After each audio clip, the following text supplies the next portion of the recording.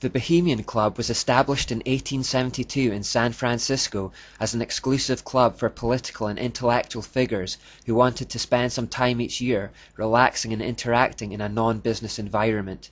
In other words, a playground for the elite. They began camping at the present site of what's known today as Bohemian Grove, 2,437 acres of private redwood forest sealed off by security. Every midsummer around 1,500 of the most powerful politicians and businessmen from within and from without the United States attend.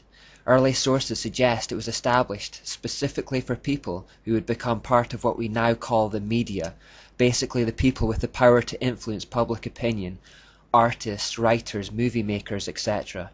The all-male membership contains a particularly high number of musicians. Their involvement helps explain the name Bohemian Grove. Every Republican president since 1923 and some Democrats have been members there. Cabinet officials, directors and CEOs of large corporations including major financial institutions also attend. Major military contractors, oil companies, banks including the Federal Reserve, utilities including nuclear power and national media have high-ranking officials as club members. The Grove appears to act as an informal doorway to the world of the elite. It's like the equivalent of the outermost circle of a satanic cult, or the lowest levels of Freemasonry. People who attend are invited to bring guests with them each year. These guests are then sifted to find the ones who are most potentially useful for their aims. Doors are then opened to the inner circles for these people, and they are fast-tracked in their professions, whether it be politics, business, or the media. Along with the fast-tracking comes the promise of huge wealth. The newcomers are puffed up with pride and appeals are made to their egotism and selfishness. They are told they are special and have unique gifts and talents.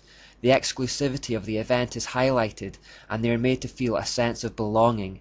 This is all designed to transfer their loyalties away from mankind in general, the masses, towards the establishment or the elite. On the first Saturday of the camp, the attendees perform a Druid pagan ritual called the Cremation of Care. It begins with a procession of men in red robes and pointed hoods, some playing a funeral dirge and others carrying flaming torches. Transcripts from these rituals have been obtained and include specific references to Babylon and goodly Tyre. Remembering the Prince of Tyre, King of Tyre connection, we know that esoterically this refers to Satan. The cremation of care ceremony has the usual light meaning and dark meaning. The light meaning is that they are casting off their cares and worries so that they can enjoy their holiday. The real dark meaning is that the word care is another word for conscience.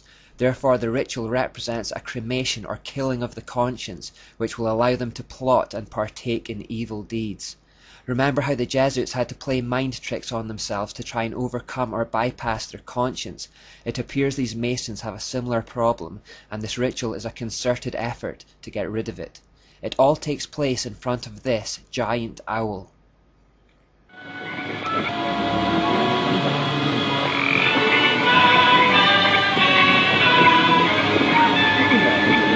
Thy malevolence which would pursue us here has lost its power under these friendly trees. So shall we burn thee once again this night, and in the flames that eat thine effigy, we shall read the sign, Midsummer sets us free. Ye shall burn me once again!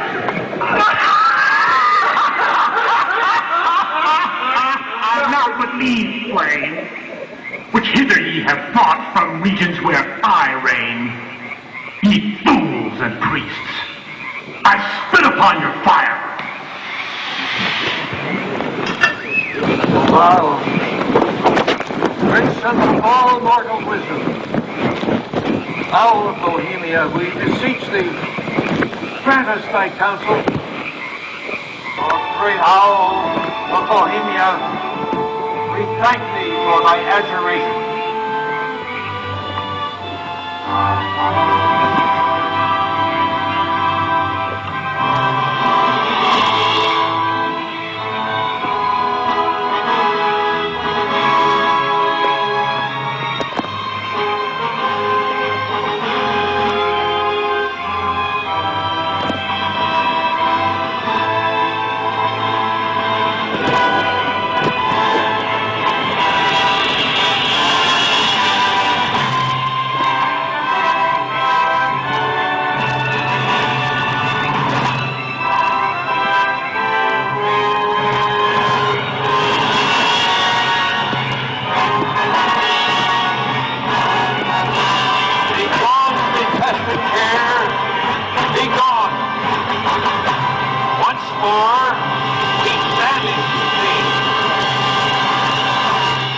Begone, dull care.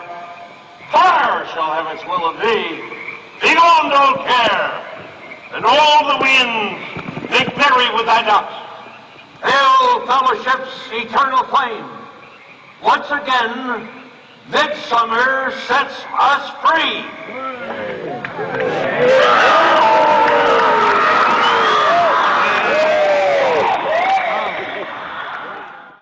Pretty scary stuff, right? But this is what the elite call a good time on their holidays. Now, most accounts suggest that this owl is the form of Baal called Molech. He is mentioned in the Bible as one who demands child sacrifice and fire. However, the owl imagery aligns it more with Lilith, Athena, or Asherah, the goddess in other words.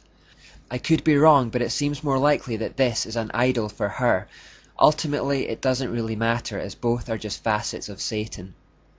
But given what we know about Lilith, it's also interesting that cross-dressing is apparently prevalent at the Grove, as it is with many occult societies that honour her.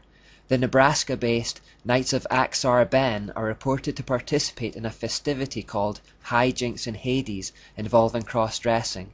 A similarly named activity goes on at Bohemian Grove, where it is reported that the men and boys parade in women's clothing or dress up as Egyptian goddesses.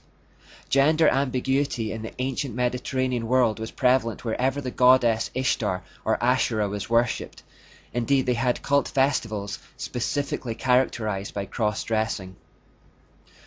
There was one thing I didn't mention about the $1 bill before. It's an owl that sits in the top right-hand corner, seen in this photo. Interestingly, some see a spider in this image instead of an owl. Personally, I believe it's an owl, but it's interesting that this sign exists at the entrance to Bohemian Grove.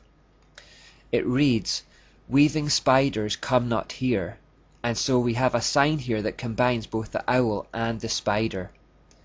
Manly P. Hall confirms and elaborates on what the evidence seems to support. Not only were many of the founders of the United States government Masons, but they received aid from a secret and august body existing in Europe, which helped them to establish this country for a peculiar and particular purpose, known only to the initiated few. Before we finish off this third section covering the Enlightenment era and move on to the present day, we need to explore more about this European secret body who were aiding the establishment of a Masonic America.